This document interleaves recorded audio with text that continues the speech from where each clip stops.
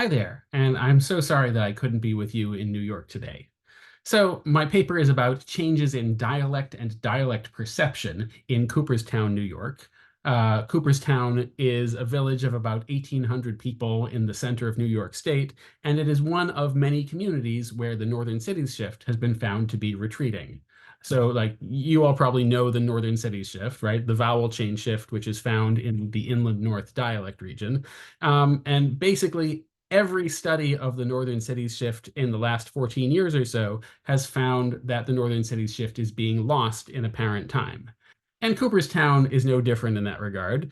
In my 2022 paper, which was based on interviews I did with 40 speakers in Cooperstown in 2018, I found that the Northern Cities shift of trap and lot is being reversed in apparent time.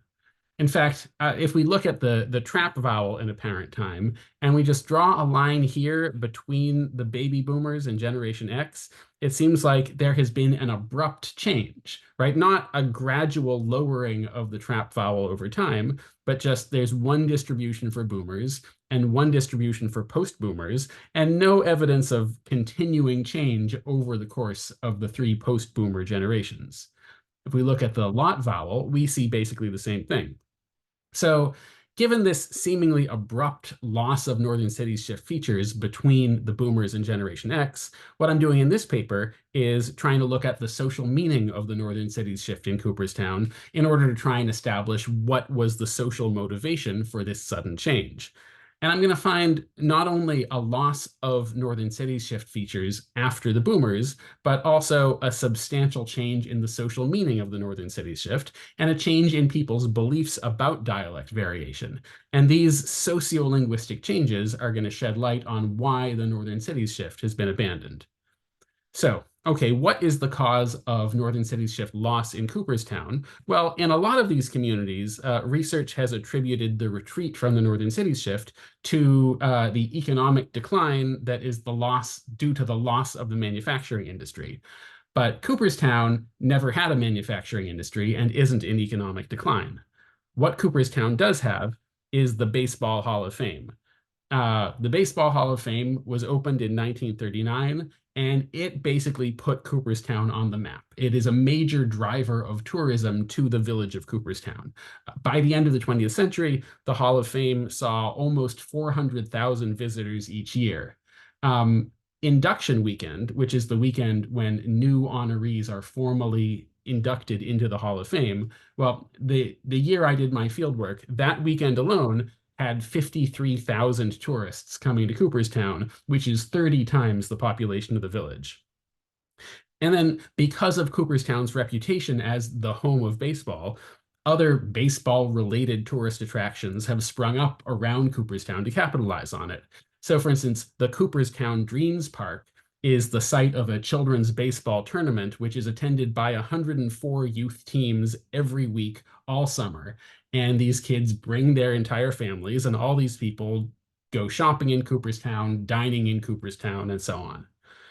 And so over the past several decades, downtown Cooperstown has transformed from being a business district serving mainly residents to being a business district serving mainly tourists, with baseball memorabilia stores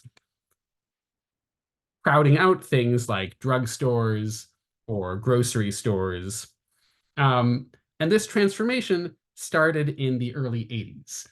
Anania 2016 found that between 1979 and 2015, baseball stores increased from 4% to over 20% of Main Street businesses, while general purpose businesses that were serving locals declined from 38% to 8% of downtown.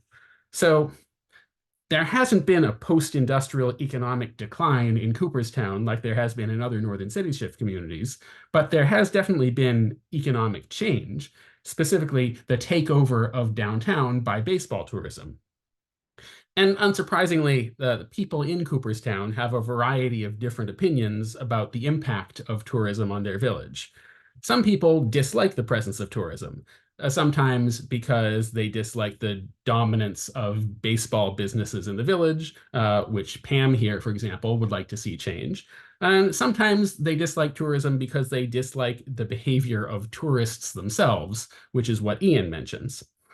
On the other hand, some people have more positive feelings about tourism, like Kathy and Alyssa. So we see that there are a variety of attitudes uh, among people from Cooperstown in terms of how they feel about tourism.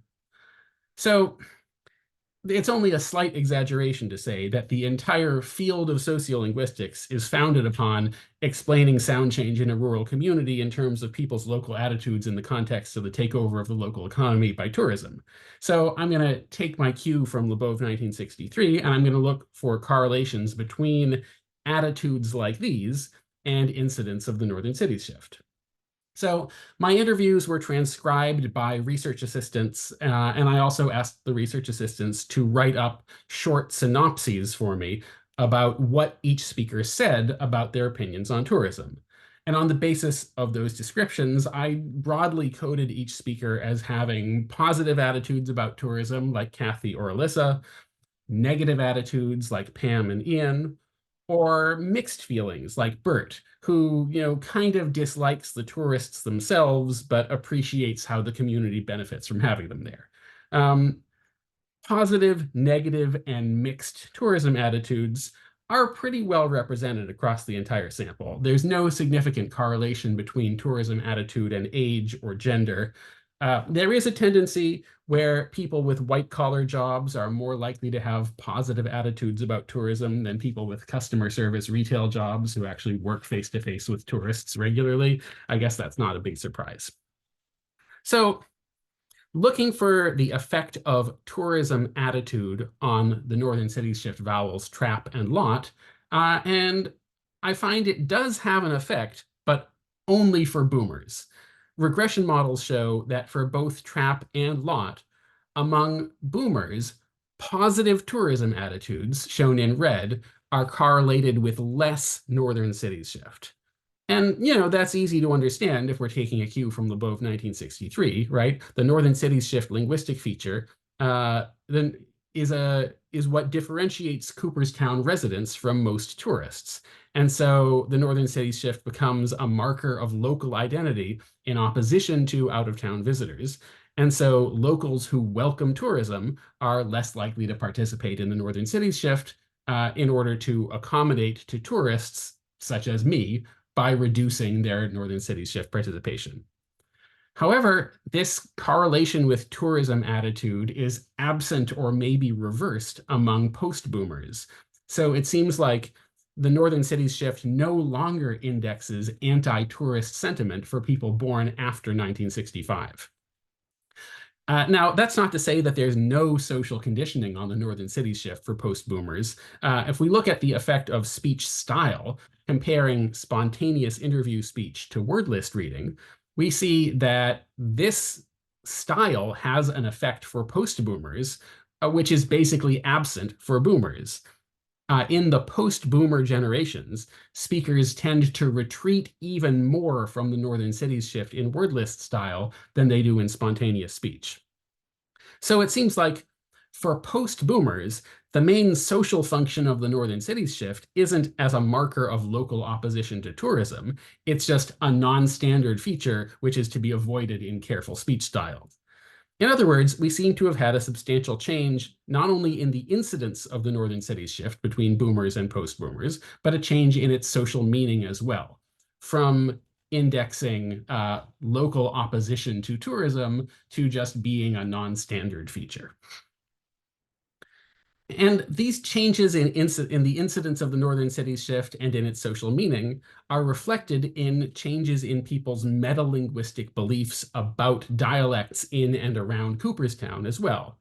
So for instance, everyone I interviewed, I asked them, do you think that Cooperstown itself has a distinctive dialect or a distinctive way of speaking? And most people said no. Here's Mike with a sort of typical answer. I don't know that we have an accent. I think we're just kind of middle of the road. But, you might think, well, boomers use the Northern Cities shift as a way of indexing local anti-tourist orientation, Do they know that there is an accent that they're using in order to do that? And well, a few of them do. Here's Paula. She says the distinctive feature of the Cooperstown accent is the upstate A, which is not a bad description of the Northern Cities shift. In fact, only 6 people said that a distinctive dialect exists in Cooperstown, and all but one of those 6 who said there is something distinctive about Cooperstown's dialect, what they said is distinctive about it is that they have an upstate New York accent or a Midwest accent, with one exception. So for the most part, it's not like anybody thinks Cooperstown is linguistically unique. People who perceive the existence of a Cooperstown dialect, for the most part, recognize that it's part of a broader inland north dialect region. So out of 40 speakers, 6 of them believed that Cooperstown has a distinctive accent. And 5 out of those 6 are boomers with non-positive tourism attitudes, which in fact is the demographic category where we find use of the Northern Cities shift. So in that sense, the loss of belief that Cooperstown has a distinctive dialect does seem to accurately reflect the actual loss of that distinctive dialect. Of course, for the other 34 people here, 34 people who don't think that Cooperstown has a distinctive dialect, there are 2 different reasons why that might be the case, right? Like maybe they know that upstate New York has an accent, and they think that Cooperstown doesn't have an upstate New York accent. That's the case for Aoife. She says we have a lack of a New York State accent. On the other hand, maybe people don't think that anywhere in upstate New York has a distinctive dialect. That's what Mark thinks. I asked about Utica very frequently because Utica specifically is the nearest major city where the Northern Cities shift is well documented to exist. So I asked most people I interviewed, do you think Utica has a different dialect than Cooperstown? And sometimes I asked about other Northern Cities shift communities as well, such as Binghamton.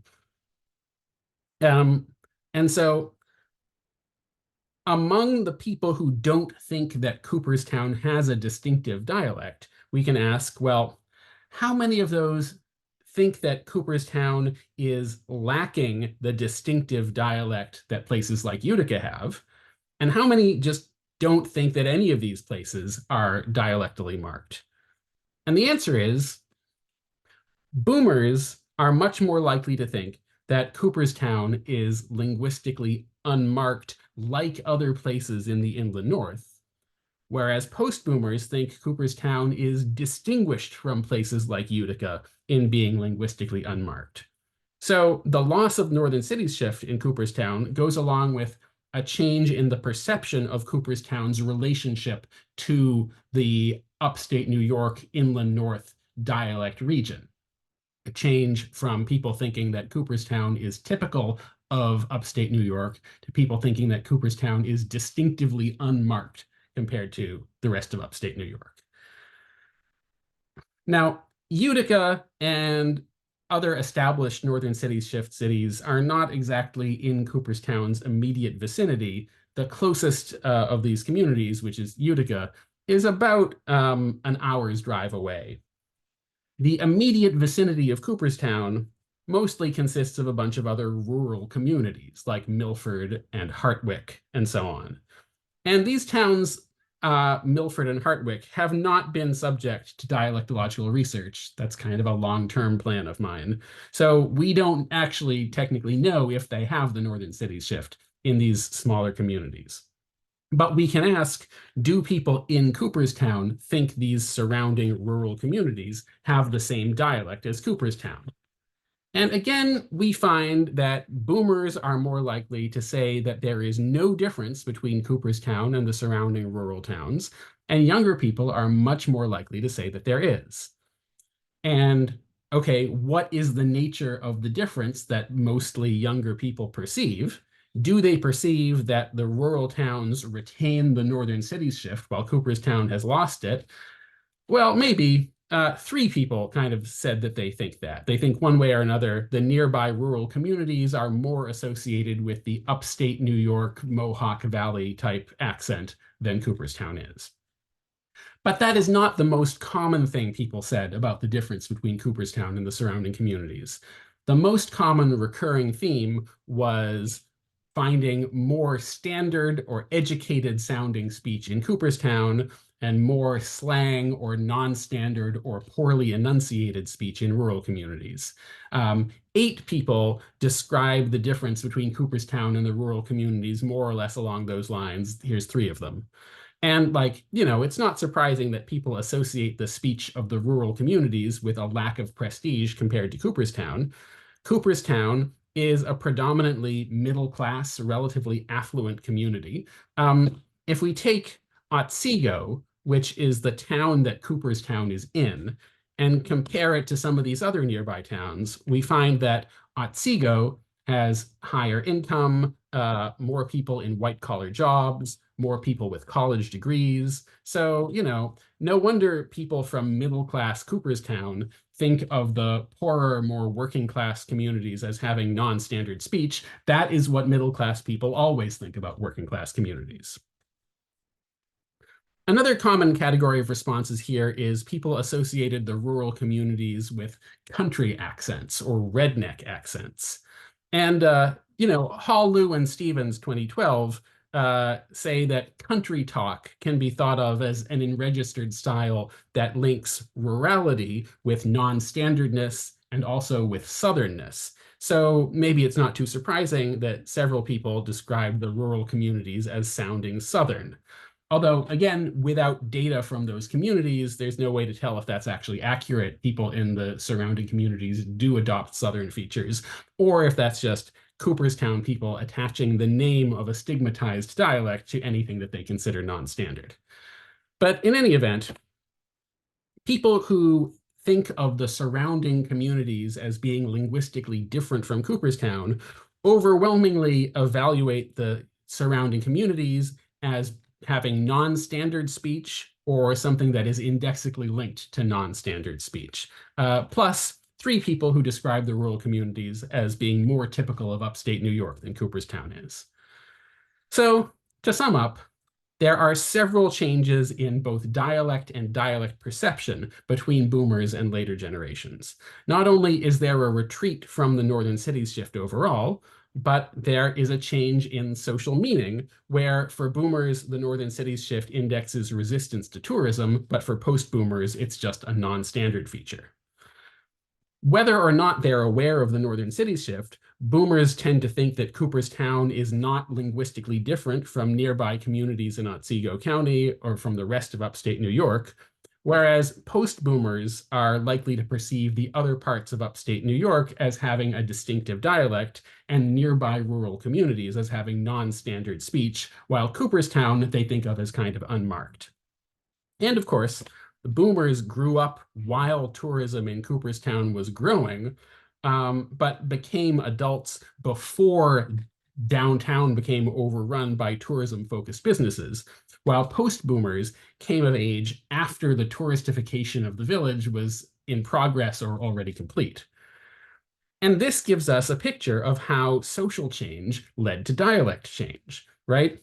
Boomers don't perceive themselves as linguistically different from the other rural villages in Otsego County, because when they were growing up, Cooperstown was just one of the rural villages in Otsego County. Like, they had some tourism, but tourism didn't yet define the experience of living there. It was a northern cities shift community, but as the impact of tourism increased, those who welcomed the visitors would accommodate away from the northern cities shift.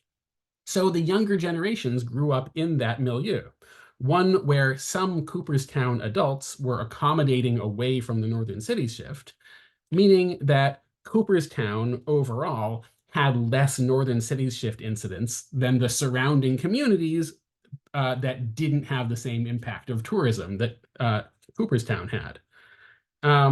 Meanwhile, the growth of tourism created a source of greater economic prosperity in Cooperstown, which also had less impact on the surrounding towns.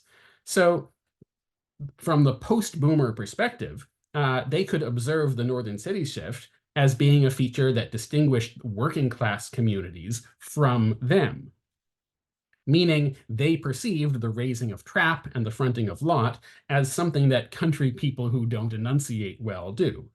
So the economic changes led to changes in the linguistic relationship between communities. The economic changes led to changes in the linguistic differences between Cooperstown and the rural communities, which caused not only a loss of the Northern Cities shift, but also a change in how the Northern Cities shift was perceived.